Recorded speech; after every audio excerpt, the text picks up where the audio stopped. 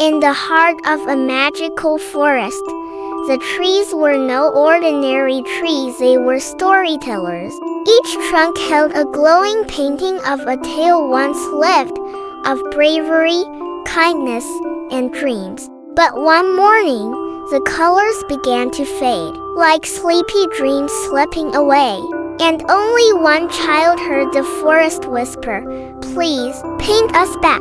Luma, with her sketchbook cape and inky fingertips, woke to soft rustling outside her treehouse. She peeked out and saw the forest pale, dull, and quiet. "The stories are disappearing," she gasped, clutching her favorite paintbrush. And just like that, she decided she had to bring the colors back. A gentle flicker of golden light zipped through the air, circling Luma's head. "Follow the flicker," whispered a voice. It came from a floating fox made of stardust. This was Wisp, the forest's guide. Glowing softly like a lantern was a tale. "The colors live in memories," he said. "Let's go find them."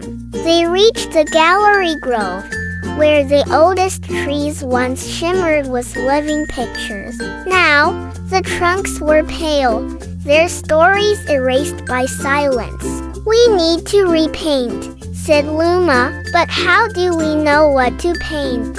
A giggle came from behind a brush pile, and out popped a paintbrush with legs. "I'm Splash," he grumbled. Waddling forward was a frown. "Too drippy, too dry, too everything." His bristles flicked wildly as he muttered about bad technique, but he agreed to help, and with a dramatic bow, said, "Let's fix this mess with art."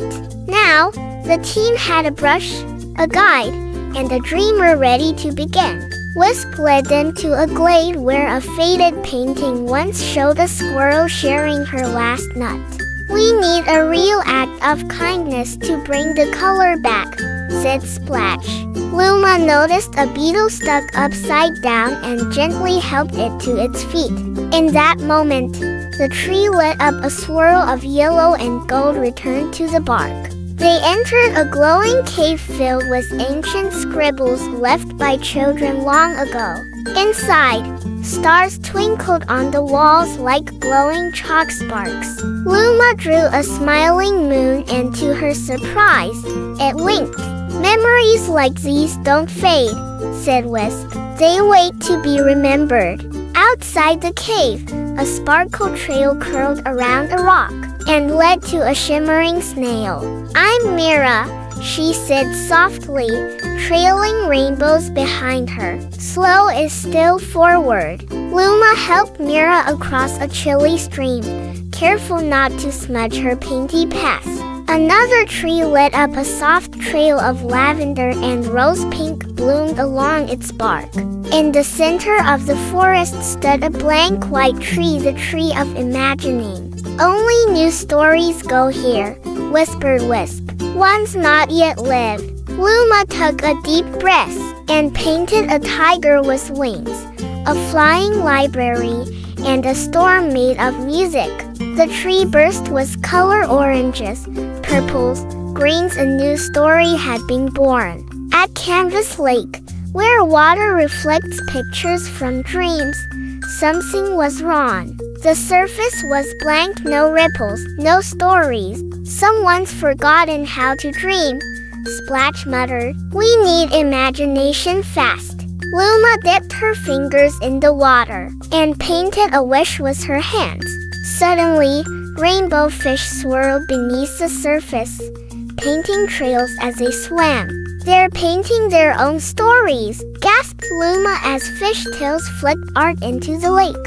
Blues, pinks, silvers. The lake came alive with sparkling movement. Canvas Lake was restored. Dreams had returned to its depths. They reached a quiet meadow where wind carried whispered laughter and lullabies. "This is where stories rest," said Mira. "We need to remind them to wake." Luma sang a soft tune from her childhood, and the flowers began to glow. Colors spread through the grass, like crayons scribbling through sunlight. Back in Gallery Grove, Luma and her friends found blank trees waiting patiently. Forest creatures gathered: chipmunks, owls, even a shy dragon cub, all holding tiny brushes. "You don't have to be perfect," Luma said. "Just paint what makes your heart happy." Together, they painted laughter, sharing, dancing, and dreams, and every tree lit up. Wisp led them to the tallest tree in the forest, its trunk pale, waiting. Splash handed Luma the brightest paint of all, a shimmer that looked like starlight. Luma painted a glowing story: a little child, a fox, a brush, a snail, and a forest reborn. The tree burst into full rainbow color, stretching its light across the canopy. The forest shimmered with painted tales, some old, some new, all glowing with life. Luma smiled, now wearing a cloak of color, made from every brush stroke she gave. "The forest remembers us," whispered Wisp, "because we remembered it."